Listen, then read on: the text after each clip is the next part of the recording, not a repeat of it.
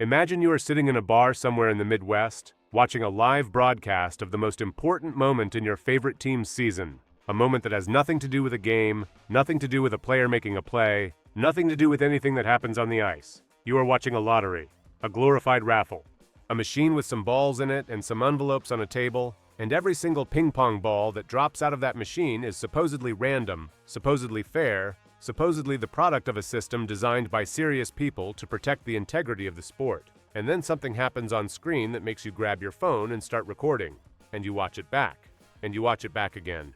And you start to think about 2005, and you start to think about 2023, and you start to wonder whether the word random even applies to any of this. That feeling you get, that slow burn that starts in your gut and works its way up into your chest, that is not paranoia. That is pattern recognition.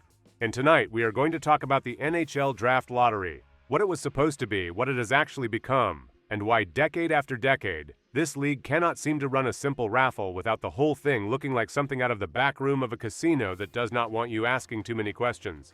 If you are new here, this channel exists for one reason: to tell you the stories about hockey that nobody else is bothering to tell. The scandals that got buried. The franchises that collapsed in slow motion while the league looked the other way. The moments that changed the sport forever and never got the coverage they deserved. If that sounds like something you want more of, hit subscribe and turn on notifications so you never miss what we put out next. Now let's get into it. The NHL Draft Lottery has existed since 1995. When the league introduced it, the idea was simple and the intention was honest, at least on paper. The teams with the worst records in the league were supposed to have the best chances of landing the top pick in the draft. It was a competitive balance mechanism, the kind of thing that exists in every major North American sports league, because everyone agrees that a league where the same teams win everything forever is bad for business and bad for the sport. You give bad teams a mathematical advantage at the top of the draft, they get better over time, the whole league gets more competitive, and fans in more cities stay engaged because they believe their team has a real shot at turning things around. That is the theory. It is a good theory. Most people accept it without question because on its surface it makes sense.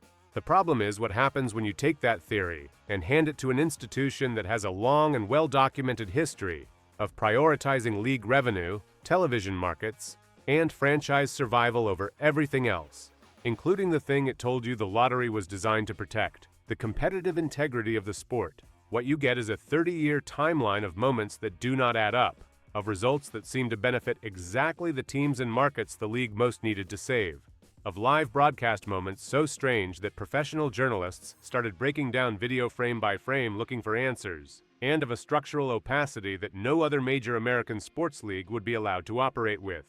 There are no smoking guns in this story. Nobody has produced a document that says the fix was in. But what exists is something almost as damaging to the credibility of an institution: a pattern. A long, consistent, deeply uncomfortable pattern that the NHL has never seriously attempted to explain, and that its fans have never seriously stopped questioning.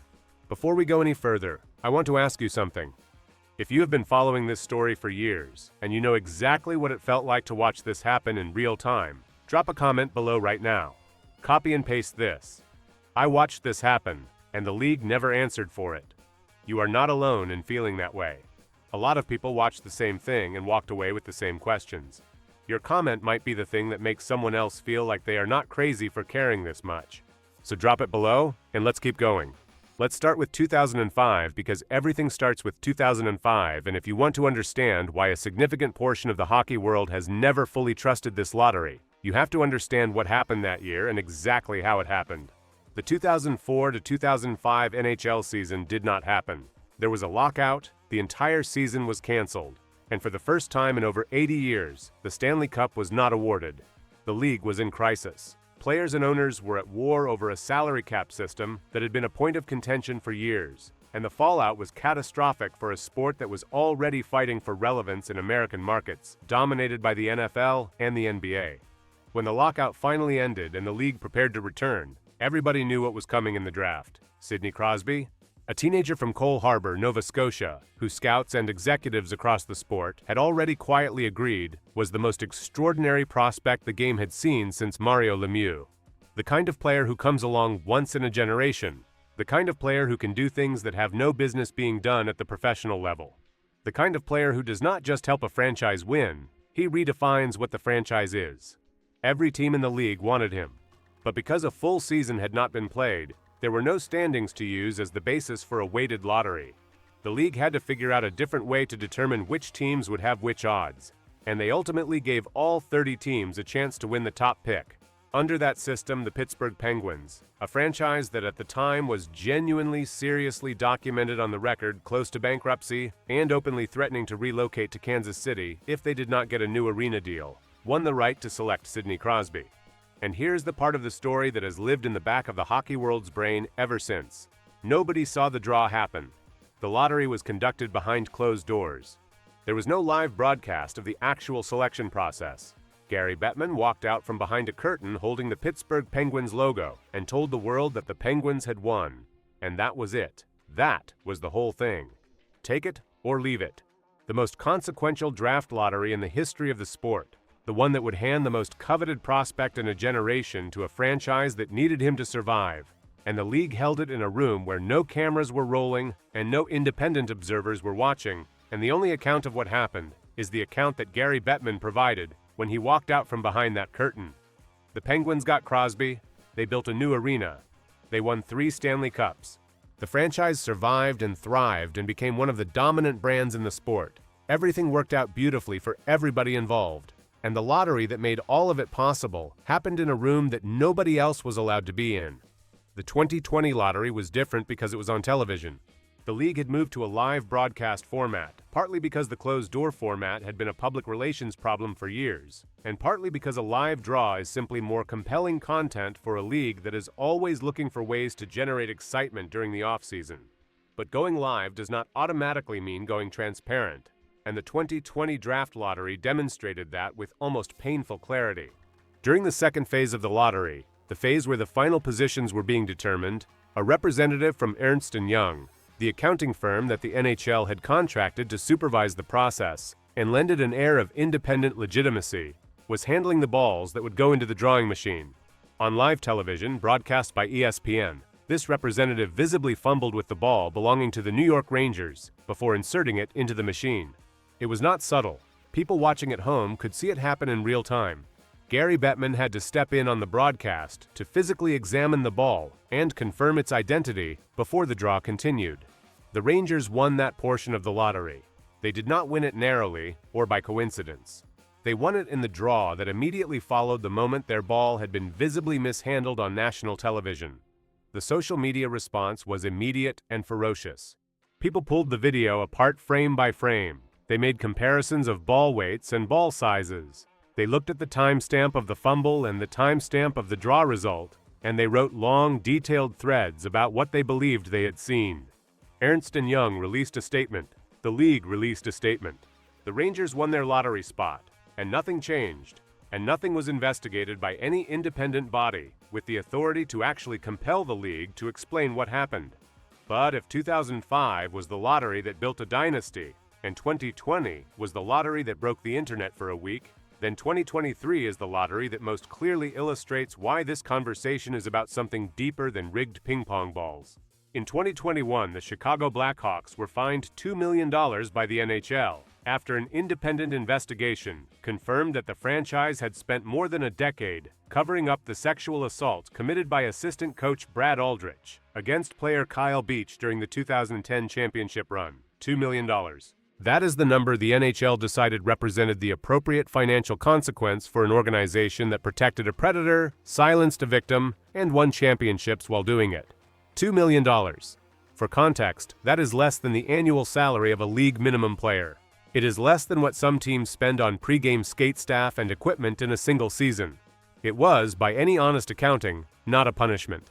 It was a public relations gesture designed to let the league say it had acted while making absolutely certain that the action cost as little as possible. Then 2023 happened. The Blackhawks entered the draft lottery with an 11.5% chance of winning the top pick. Not the highest odds. Not even the second highest, the third highest. And they won. They won the right to select Connor Bedard, who at that point had already been described by virtually everyone in the scouting world as the most extraordinary prospect since Sidney Crosby, the most gifted young player the sport had produced in nearly 2 decades. the potential savior of a franchise. Sound familiar? Within 90 minutes of the announcement that Chicago had won the lottery and would select Bedard, the Blackhawks sold $2.5 million in tickets. In 90 minutes, which means the team that paid $2 million as a penalty for covering up a sexual assault made back more than the entire value of that penalty in the 90 minutes following the announcement of a lottery result that gave them the most coveted draft pick in a generation. And while the 2023 lottery was being broadcast live, ESPN analyst Kevin Weeks announced the Columbus Blue Jackets result out loud before the envelope was opened. He caught himself. He tried to walk it back, but the words had already been said on camera, and millions of people had already heard them. And the question that nobody at the league or at the network has ever cleanly answered is, how do you announce a result before the envelope is opened unless you already know what the result is? What all of these moments have in common is not a villain. There is no single person standing at the center of this story who can be clearly identified as the architect of a conspiracy. What they have in common is a structure, a system that the NHL has designed and continues to operate in a way that makes independent verification genuinely difficult, that relies on the credibility of a private accounting firm rather than any kind of publicly accountable oversight. And that has repeatedly produced results so convenient for the league's business interests that the most charitable explanation available is extraordinary coincidence. The NFL, the NBA, and Major League Baseball all operate draft processes that are subject to more scrutiny, more transparency, and more meaningful independent oversight than the NHL's lottery. That is not an accusation. That is a documented structural reality.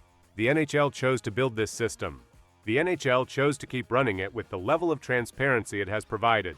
The NHL chose to respond to every controversy with statements and not with structural reform. And the question that all of those choices raise is not whether anyone can prove manipulation, because nobody can. The question is why a league that claims to care about the integrity of its competitive processes has consistently chosen to make that integrity so hard to verify. The most important thing to understand about the NHL Draft Lottery is that the story it tells about the league is bigger than any single draw.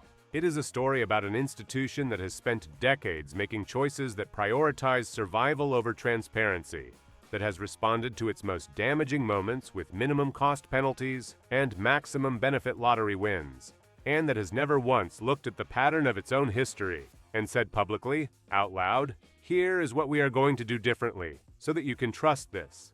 The fans who have been watching this for 30 years are not crazy. They are not conspiracy theorists. They are people who love a sport and have watched that sport's governing body behave repeatedly and consistently in ways that make trust very hard to maintain. The lottery was supposed to be the great equalizer. It was supposed to be the mechanism by which hope was distributed fairly across the league, so that every fan base could believe that their worst season might lead to their best draft.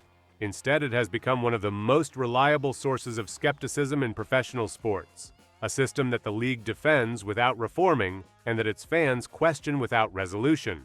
That is the NHL Draft Lottery. That is what it is, and that is what it means. And until the league decides to build something that can actually be trusted, the question is never going to go away. That is the story. That is what actually happened, what it cost, and why it still matters today. If this is the kind of content you want to see more of, subscribe to Cold Hard Hockey. We are just getting started, and there are stories coming that are going to make this one look like a warm-up. Hit the bell so you know the moment we drop something new. Thank you for watching, and we will see you in the next one.